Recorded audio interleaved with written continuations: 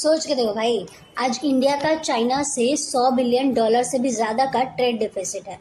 अगर simple language में हम समझें तो हम उनसे खरीद ज़्यादा रहे हैं और उन्हें बेच कम रहे हैं।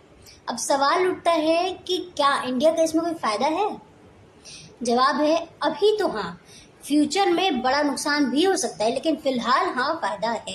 क्योंकि देखो, आज जो हमारी दुकानों में सस्ता सामान मिलता है, जैसे मोबाइल पार्ट्स हो गए, टॉयज हो गए, इलेक्ट्रॉनिक्स हो गए, मशीनरी हो गई, उसका सबसे बड़ा सोर्स जो है वो हमारे लिए सिर्फ चाइना ही है। ठीक है, तो चीप प्रोडक्ट्स ने हमारे मार्केट को तो फिल कर दिया है और साथ साथ हमें उसकी आदत भी पड़ चुकी है अब। लेकिन भाई, ये डिपेंडेंसी हमारे लिए खतरा बनेगी।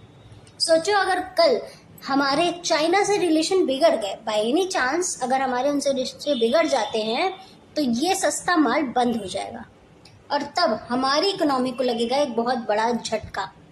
और यही वजह है कि इंडिया ने एक आत्मनिर्भर भारत का फंडा निकाला है कि हमारे खुद के प्रोडक्ट्स हों जो सस्ते भी हों, जिससे कभी बाद में फ्यूचर में अगर हमें कोई नुकसान होता है चाइना से, तो उसको हम किसी तरीके से कम कर सकें।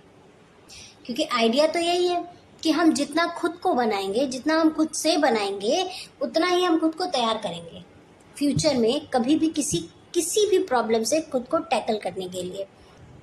आज डिफेंस से लेकर हर सेक्टर में, यानी इलेक्ट्रॉनिक्स हो या फिर कोई दूसरा सेक्टर, हर सेक्टर में हम लोकल मैन्युफैक्चरिंग पर जोर दे रहे हैं। पहले जहां मेक इन चाइना लिखा हुआ करता था, आज वहां पर स्लोली मतलब धीरे धीरे कहीं ना कहीं मेक इन इंडिया लिखा आने लगा है। क्योंकि भाई, अगर आप कोई प्रोडक्ट खरीद रहे हैं तो उसमें मेक इन इंडिया है या चाइना, ये तो सभी चेक कर लेते हैं एक बार के लिए।